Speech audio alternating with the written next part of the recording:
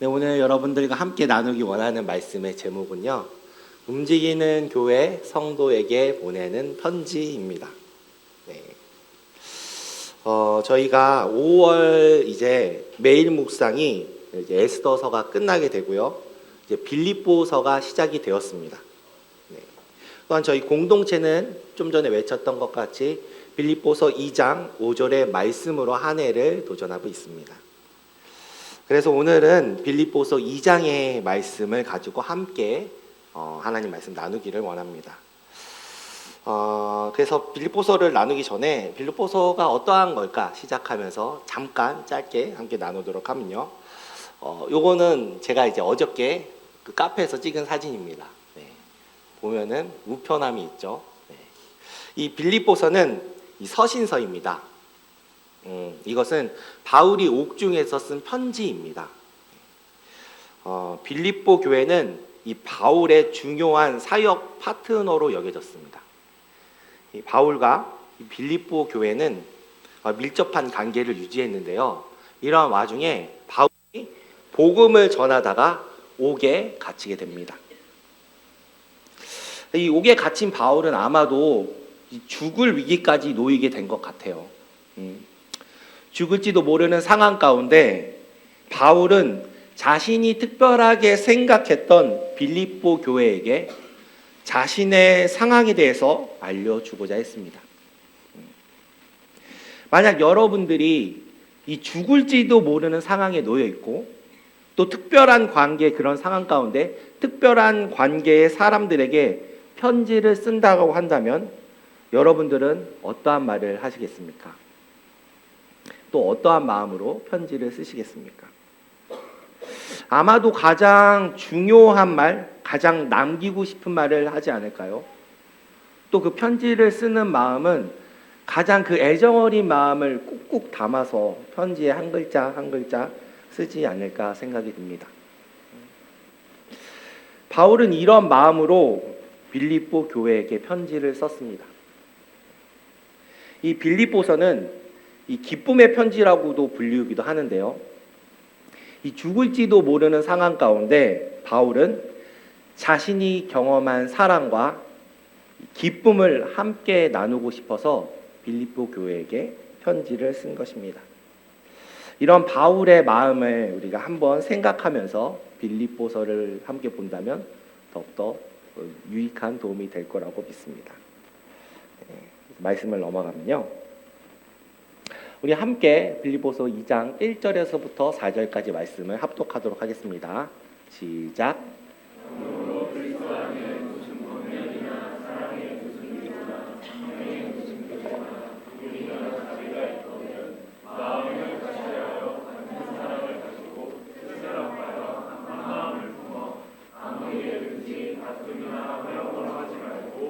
오직 겸손한 마음으로 각각 자기보다 낮게 여기고 그걸 끌더러 또한 각각 다른 사람들의 일을 돌보아 나의 기쁨을 충만하게 하라.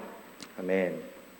이 2장 1절의 말씀을 보면요, 바울은 그리스도 안에 무슨 권면이나 사랑의 무슨 위로나 성령의 무슨 교제나 긍휼이나 자비가 있거든 이라고 편지를 하고 있는데요.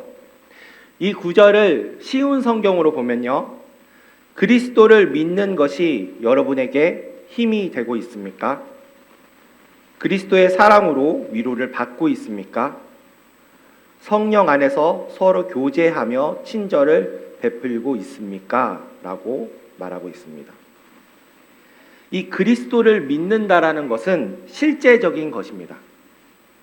이 믿는 것은 어떻게 추상적으로, 이상적으로 이렇게 하면 막연하게 좋을 거야 라는 어떠한 정신적 승리가 아니고요. 그리스도를 믿는 것은 실제로 우리의 삶에서 나타나는 것으로 삶에 직접적인 영향을 끼친다라는 것입니다.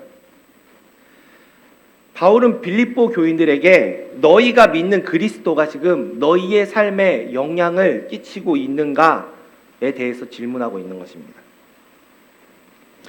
그리스도를 믿는다는 것은 실제적이고 또 우리의 삶에 영향을 끼치는데 그렇다면 그리스도를 믿는 사람들이 모인 교회에는 그 역량이 서로에게 있어야 하지 않겠습니까?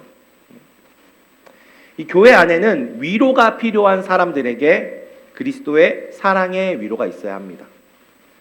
또한 교회라고 한다면 교제가 있어야 하는데요. 교회에서 말하는 교제는 성령 안에서 교제하는 것을 이야기합니다. 세상의 사람들도 교제를 합니다. 그런데 그리스도인의 교제가 다른 것은 한 영 안에, 성령 안에 이 동일한 영 안에 교제함을 말하고 있는 것입니다. 지금 같은 소속으로서 우리가 같은 곳을 바라보고 같은 것에 동의하는 관계 가운데 서로 교제하고 있다는 것이죠. 또한 교회에서는 서로에게 자비로워야 하고 어려운 지체가 있다라고 한다면 그것에 대해서 국률함이 있어야 함을 이야기하고 있습니다. 바울은 이렇게 그리스도를 믿으면 나타나는 삶의 영향력이 여러분의 삶에서 힘이 되고 있는가에 대해서 질문하고 있는 것입니다. 계속해서 바울은 이러한 그리스도의 영향력이 교회에 있다라고 하면은 마음을 같이하여 한 마음으로 서로 사랑을 가지고 한 뜻으로 하나가 될 것을 편지하고 있습니다.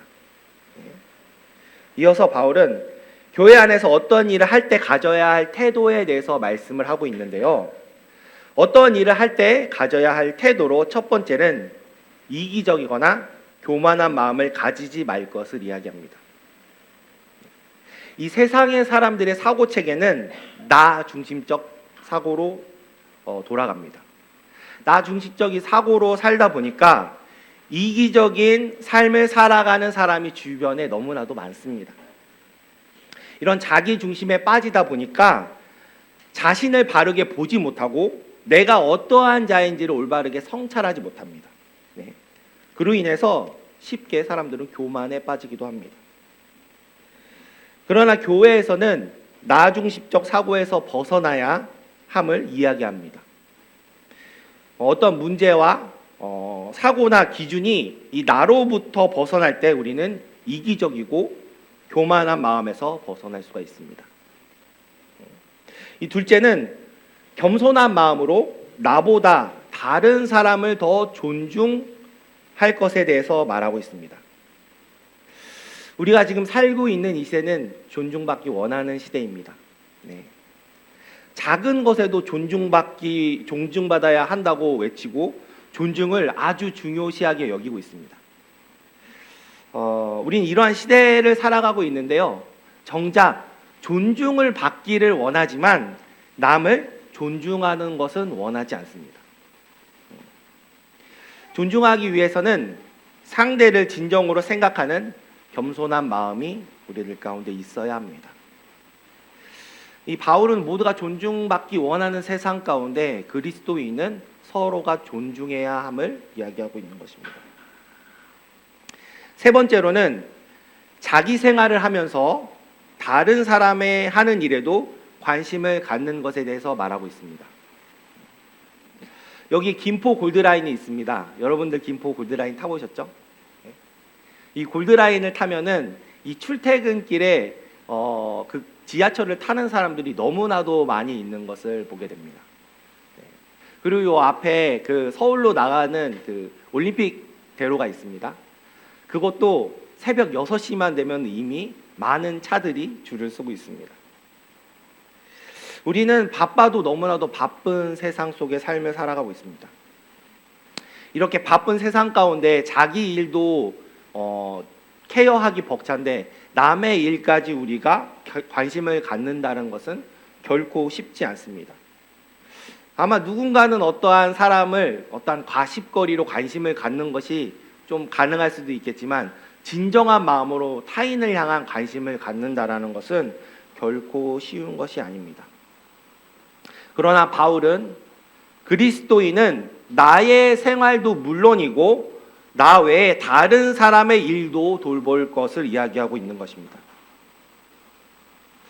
여러분, 우리 움직이는 교회는 어떠합니까?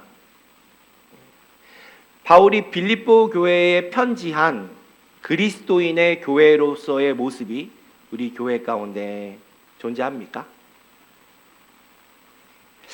빌립보서를 보면서 그리스도인의 공동체로서 우리는 지금 어떠한 상태 가운데 놓여 있는지 다시 한번 점검해 보기를 소망합니다.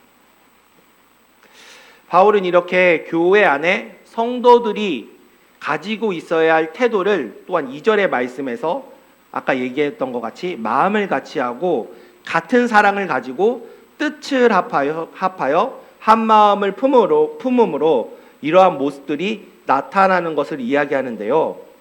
그렇다면 바울이 말하고 있는 마음을 같이 하는 것, 한 마음을 품은 이 마음은 어떠한 마음을 이야기하는 것일까요? 빌립보서 2장 5절에서 8절 말씀입니다. 함께 합독하도록 하겠습니다. 시작.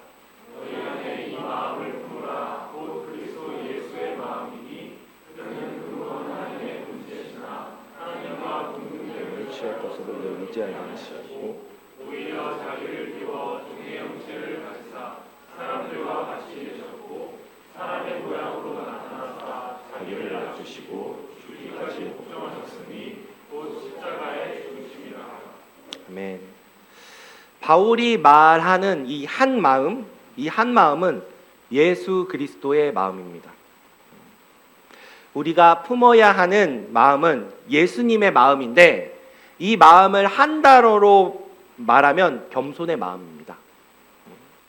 즉 우리가 그리스도인으로서 품어야 할 마음은 그리스도의 겸손의 마음이라는 것입니다. 그렇다면 그리스도가 보여주신 겸손의 마음은 어떠한 마음일까요? 말씀을 보면 예수님은 하나님이십니다. 그런데 예수님은 하나님과 같은 가장 영광스러운 자리에 계시지만 하나님이 계신 가장 높고 가장 영광스러운 자리에 있지 않으십니다. 또한 예수님께서는 자기를 비워 종의 형체를 가지사 낮은 사람들과 같이 되셨다라고 하고 있는데요. 이것을 쉬운 성경에서는요, 오히려 높은 자리를 버리시고 낮은 곳으로 임하셨습니다. 사람의 모습으로 이 땅에 오시고 종과 같이 겸손한 모습을 취하셨습니다 라고 말씀하고 있습니다. 예수님은 가장 높고 가장 영광스러운 자리를 내려오시는데 예수님이 그 자리를 내려오시는데 어떠한 외부적인 요소가 외부적인 요소로 인해서 예수님이 내려오신 것이 아닙니다. 예수님은 스스로 높은 자리를 버리시고 낮은 곳으로 임하셨다라고 성경은 말씀하고 있는 것입니다. 예수님께서 사람 가운데 오시기 위하여서 행하신 겸손의 모습은 바로 비움이라는 것입니다. 이 예수님의 비움은 예수님 차원에서는 불필요한 비움이었습니다. 그러나 사람의 입장에서 예수님을 만나기 위해서는 이 예수님의 비움은 반드시 필요한 비움이었습니다. 우리는 모두가 나를 위한 무엇인가를 채우기를 원합니다. 나의 삶에 필요한 무엇이 있다라는 것입니다. 그것이 누군가에겐 돈이 될 수 있습니다. 혹은 그것이 명예가 될 수 있습니다. 또 누군가에게는 자존심이 나에게 가장 필요하고 나의 위치를 유지한다라고 말할 수 있습니다. 또 가정에서는 아버지의 권위가 가장 필요해라고 생각할 수 있습니다. 아버지로서 권위를 갖는 것이야말로 가장의 위치를 지키는 가장 필요한 것이야 라고 얘기할 수 있죠. 또한 지금의 시대에는 시간이 아주 중요한 가치라고 생각하는 사람들이 있는데요. 시간을 투자해서 나의 지적 능력을 향상시키고 또 시간을 투자해서 또한 나의 정서적 필요를 채우는 것, 또 시간을 투자해서 나의 미래를 탄탄하게 만들기 위해 무엇을 하는 것들, 이러한 시간이 나에게 가장 중요한 가치다라고 생각하는 사람들이 있습니다. 또는 직장에서 성과를 내는 것, 또 인정을 받는 것, 회사에서 가장 유능한 인재가 되는 것, 이렇게 나의 가치가 어떤 조직으로부터 높은 평가를 받는 것이 나의 삶에서 가장 중요한 가치이자 필요의 요소라고 말하는 사람도 있을 것입니다. 그러나 예수님께서 보여주시는 겸손함은, 비움의 겸손함은 마땅히 나에게 주어진 나의 권리를 포기하는 것입니다. 마땅히 내가 있어야 되는 위치에서 내려오는 것입니다. 단순하게 누구를 배려하기 위해서 잠시 이 자리를 내어주는 것이 아닌 완전히 그 자리를 기꺼이 남을 위해서 비워두는 것입니다. 이러한 예수님의 비움의 겸손함은 스스로 낮아지는 것을 넘어서서 십자가에서 죽기까지 비우셨다라고 말씀은 이야기하고 있습니다. 이러한 예수님의 비움으로 도저히 만날 수 없는 예수님을 만나게 되었고, 또 그 비움이 우리를 하나님께로 인도하는 구원의 길을 만드셨습니다. 그렇게 예수님의 비움으로 구원을 받게 된 빌립보 교회 성도들, 그리고 오늘날 우리 움직이는 교회 성도들 모두가 지금 이 자리에 모여서 이 구원의 감격을 예배할 수 있는 것입니다. 예수님은 그렇게 하늘에서도 자신을 비우시고요, 땅에 오셔서도 자신을 비우시는 모습을 보여주셨는데요. 그런데 우리는 비우려는 생각을 하지 못합니다. 오히려 우리는 나의 필요, 나의 자리를 유지하려고 채우려는 생각을 합니다. 우리가 비우는 생각을 하지 못하는 이유는 아마도 우리들의 마음 가운데 비움의 마음이 없기 때문입니다. 마음이 없기 때문에 생각하지 못하는 것입니다. 그렇게 바울은 우리에게 너희 안에 이 마음을 품으라. 너희가 품어야 할 마음은 너희의 마음이 아닌 예수 그리스도의 마음이다 라고 말씀하고 있는 것입니다. 바울은 우리에게 예수님의 마음을 품으라고 품어야 한다라고 얘기하고 있는데요. 너희가 품어야 하는 마음은 예수님의 마음이라고 얘기합니다. 그렇다면 이 마음을 품는다는 것은 무엇을 얘기하는 것일까요? 닭이 알을 품지 않습니까? 알은 그 안에 생명력이 있지만 알을 품어서 부화가 되기 전까지는 그 생명력이 드러나지 않습니다. 품는다는 것은 그것이 그 생명력을 안고 기다린다는 것 아니겠습니까? 알이 지금은 부화되지 않았지만 계속해서 그 알을 품는다면 시간이 되었을 때 반드시 생명력 있게 부화할 것입니다. 우리가 품어야 하는 것은 예수님의 마음입니다. 예수님의 마음은 이와 같습니다. 예수님의 마음이 우리에게 주셨지만 이 마음이 우리의 삶에서 생명력 있게 영향을 발휘하기까지는 품어야 하는 시간이 필요합니다. 이 알을 품고 있는 시간은 생명력이 보이지 않습니다. 오히려 움직일 수 없고요, 오히려 나를 불편하게 만들기도 합니다. 그런 상황 가운데에서 우리는 이것이 맞나? 라는 의심을 하기도 합니다. 또 때로는 우리가 품고 있던 알을 내버려 두고 그냥 일어서 버리고 싶습니다. 그러나 불편해도 당장에는 어떠한 변화가 보이지 않더라 하더라도 그것을 끝까지 품고 있다면 반드시 생명력은 나타나게 될 것입니다. 우리가 해야 하는 것은 이 생명력이 있는 이 생명력이 우리에게 있다라는 것을 알고 끝까지 품는 것입니다. 이 생명력이 나타나기까지 예수님의 마음을 품는 것입니다. 이 생명력이 있는 예수님의 마음을 우리에게 주셨습니다. 자기 권리를 포기하시고 자기를 비우신 예수님의 겸손의 마음이 우리에게 있습니다. 우리가 해야 될 것은 이 마음으로 생명력이 나타날 때까지 계속 놓지 않는 것입니다. 그렇다면 예수님의 마음을 품고 이 겸손의 비움으로 나타나게 되는 이 생명력은 무엇일까요? 우리 같이 빌립보서 2장 9절에서 11절 말씀을 읽도록 하겠습니다. 시작.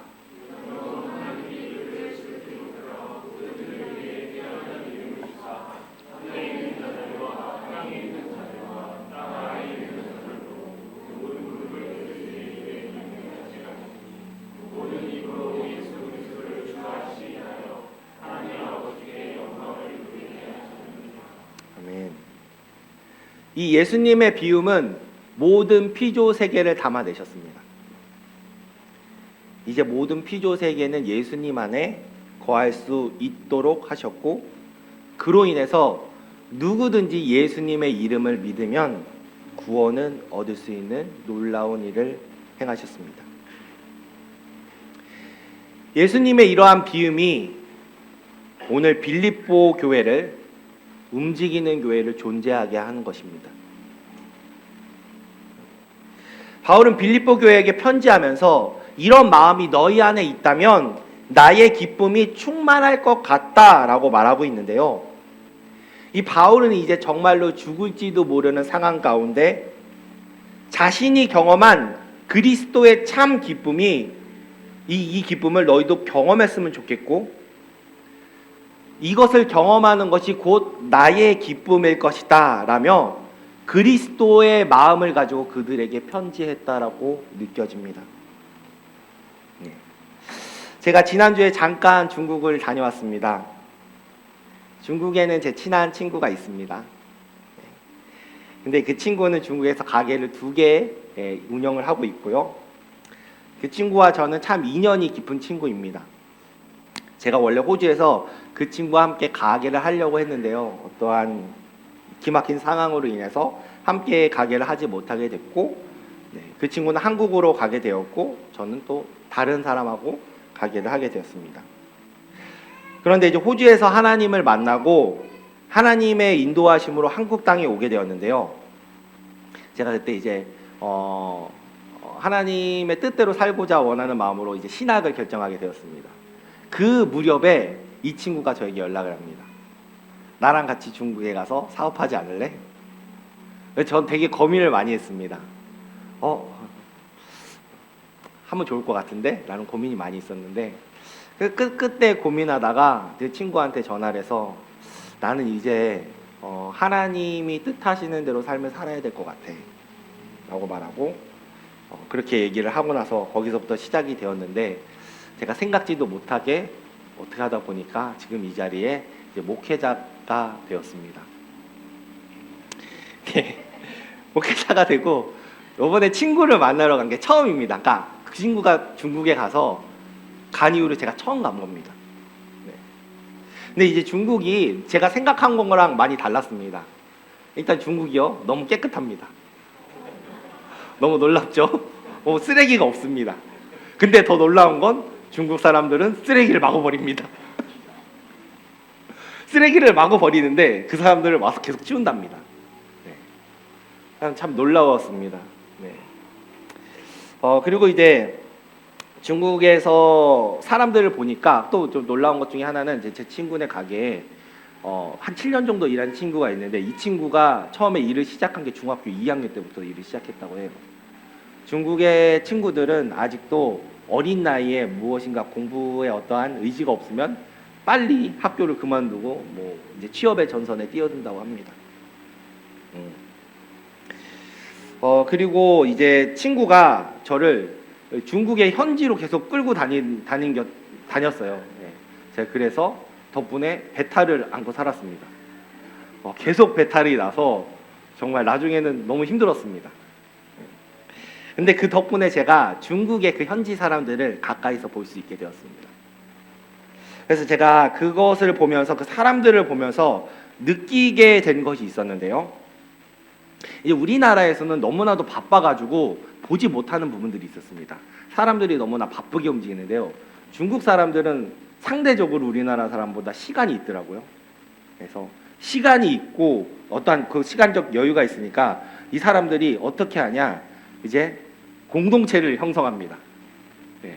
공동체를 형성해서 서로 이제 주로 하는 게 먹고 마시는 것 같아요. 그리고 싸우고 소리 지르고. 네. 그러한 것들, 그리고 할아버지들은 이제 공원에서 이제 막 춤추시고, 네. 그런 것들을 이제 보게 되었는데요. 근데 제가 이제 그 공간 가운데서 발견하게 된 것은 이 사람들이 시간도 남고 뭔가 공동체를 형성하고 있는데 자신이 어디로 가야 되는지 방향을 못 잡고 있다라는 느낌이 들었어요. 이 사람들의 무엇인가를 하고 있는 것 같고 어떤 공동체 안에 속해 있는 것 같은데 이 사람들의 기쁨은 어디일까? 이 사람들은 오늘 어디로 가고 있는 것일까? 라는 생각이 들었어요. 제 친구 또한 가게를 바쁘게 일하고 사람들도 만나고 막 여러 가지 것들을 하는데 애기도 키우고, 근데 너는 여기서 뭘 하고 있니? 라는 생각이 내 안에 들더라고요. 그러면서 우리 움직이는 교회 공동체가 생각이 났습니다.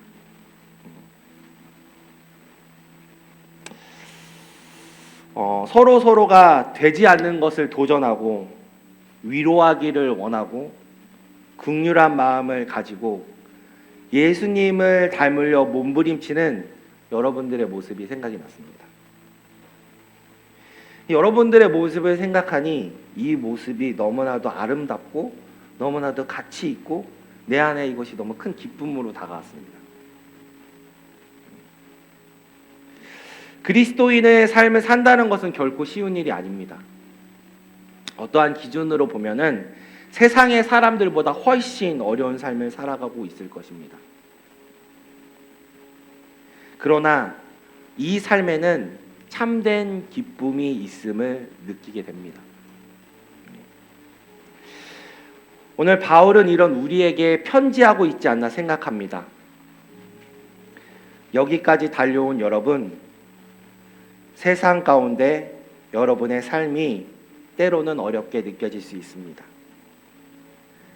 예수님을 닮아가는 것이 내가 생각한 것과 다르게 불가능한 벽과 같이 느껴질 수 있습니다. 그러나 여러분, 그리스도인으로서 삶을 살아가는 것에는 분명하게 참 기쁨이 있습니다. 나는 매여 있지만 이 매임이 나의 기쁨을 막을 수 없습니다. 그러니 사랑하는 여러분들도 이 기쁨을 함께 누리기를 원합니다. 이 바울의 편지가 오늘 우리 움직이는 교회 가운데 전달되고자 하는 마음이지 않을까라는 생각이 듭니다. 네. 우리 함께 찬양하기를 원하는데요. 예수 닮기를 원해라는 찬양 함께 하도록 하겠습니다.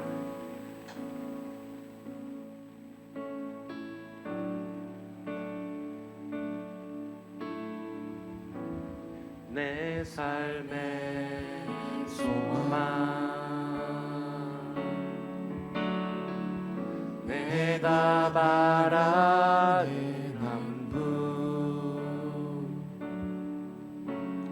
예수 닮기를 내가 원하네. 한없는 사랑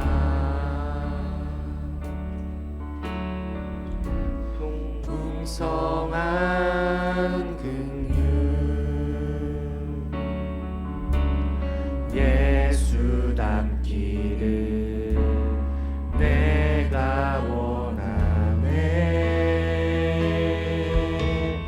예수 닮기를 예수 보기를 예수만 높이기 내가 원하네. 내 평생 소원 예수 닮기를 예수만 닮기를 내가 원하네.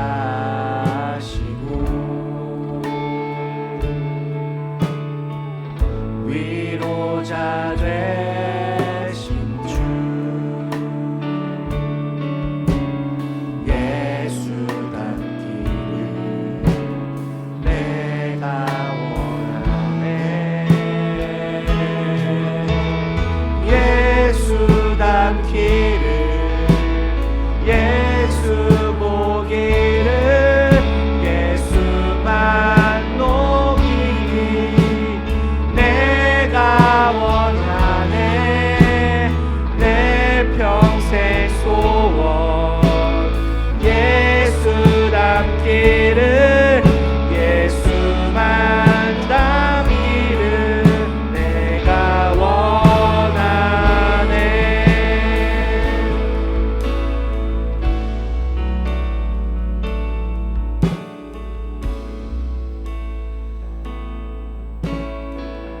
우리 예수님을 닮기 원하는 마음을 가지고 한 번 더 이 노래 찬양하도록 하겠습니다.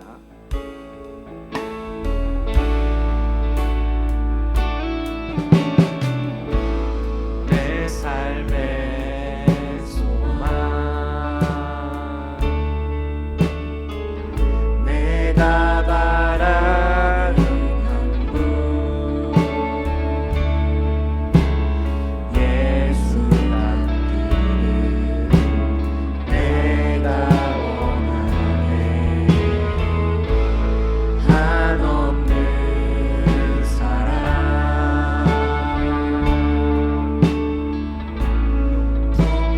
풍성한 그리움 예수 담기를 내가 원하네 예수 담기를 예수 보기를 예수만 높이기 내가 원하네 내 평생 소원 예수 담기를 예수만 담기를 다시 한번 예수 담기를 예수 담기를 예수 보기를 예수만 보이니 내가 원하네 내 평생 소원 예수 담기를 예수만 담기를 내가 원하네 완전하신 전하신 예수 새롭게 하시네 연약한 내 영혼 온전하게 되리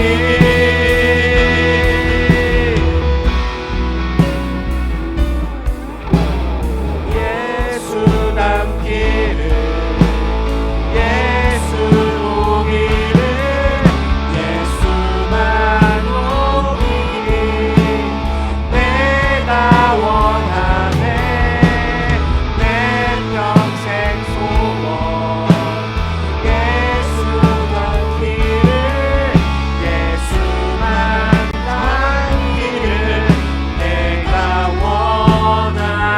원하네. 이 시간 우리 함께 기도하기를 원합니다. 이제 2025년도에 절반을 지나가고 있는 시점이 다가오고 있습니다. 우리 다시 한번 예수님의 마음을 품기를 소망합니다. 혹시나 우리들의 마음 가운데 예수님의 마음을 놓쳤습니까? 그렇다면 그 마음을 다시 붙들기를 원합니다. 예수님의 마음을 품고 있는데 아무런 생명력이 나타나지 않아서 마음의 어려움을 겪는 지체분들이 있습니까? 그렇다면 품은 마음이 반드시 생명력으로 나타날 것이니 계속적으로 이 마음을 품게 해달라고 우리 함께 기도하길 원합니다. 이 시간 우리 주여 한번 부르짖고 다 같이 기도하도록 하겠습니다. 함께 기도하겠습니다. 주여, 주여.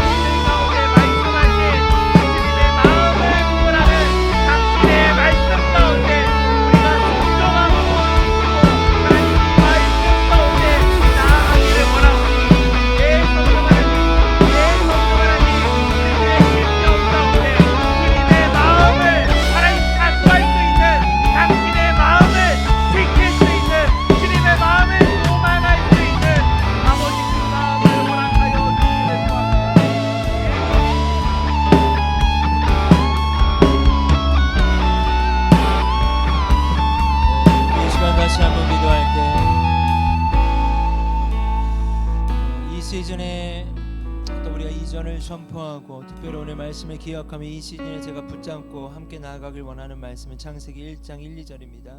태초에 하나님이 천지를 창조하시니라.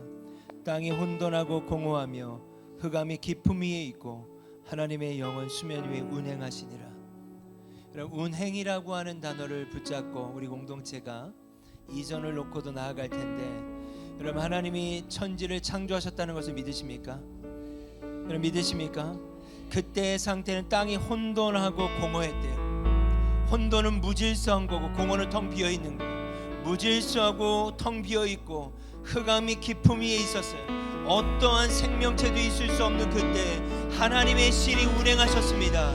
오늘 우리가 이 시간 기도할 때 너희 안에 이 마음을 품으라고 하셨는데, 하나님, 내 안에 무질서한 공허한 비우지 못하는 그 영역들 가운데 내 힘으로 할 수 없사오니 주님 운행하여 주십시오. 성령님 운행하여 주십시오. 창조의 영이신 성령님 운행하여 주십시오. 그리하여서 주님이 원하시는 하나님의 형상대로 아버지의 마음을 품은 자로 삶을 살아갈 수 있게 해달라고 우리 이 시간 주여 한번 부르짖고 기도하겠습니다. 주여,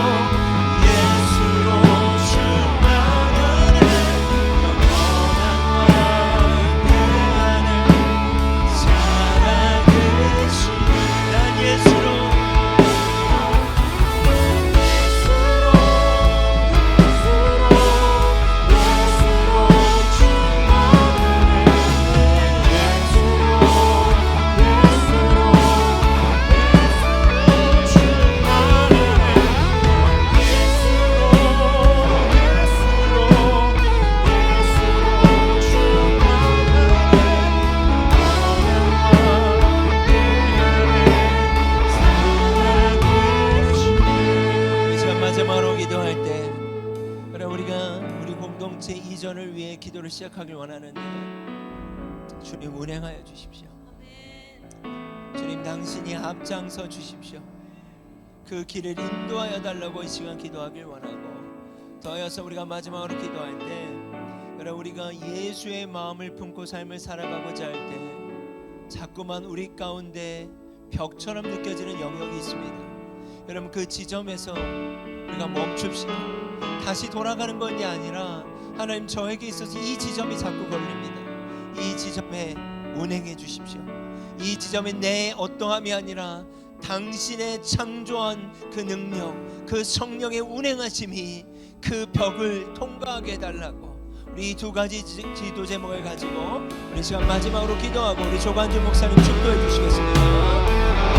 주님, 공동체가 하나님 이제 이전을 선포합니다. 아버지 하나님, 이것은 우리의 창조의 영이 하나님께서 직접 운행하여 주시죠. 우리가 갈 바는 알지 못합니다. 우리 공동체가 이 땅에 환대의 공간이 개척될 수 있도록 하나님 우리를 인도하여 주십시오. 어디로 가야 할지 모르는 우리 공동체를 인도하시고 그 모든 과정에 주님 함께하여 주십시오. 또한 우리가 작은 예수의 삶을 시작할 때 막혀지는 그 지점에서 다시 도저히 들어가지 않게 하시고 그 공간에는 성령님 예수님을 전념하고 예 주님 당신의 운행하심을 하나님 우리 안에 역사하시고 내어드릴 수 있도록 도와주시옵소서. 오 주님 오 성령님 가정에 운행하심이 있길 원합니다.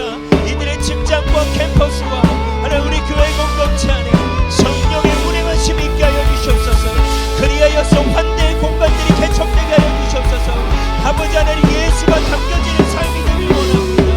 오 주님 주님 주님 주님 도와주시옵소서.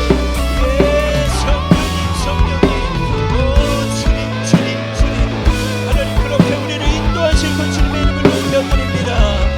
오 성령님이여 예 성령님이여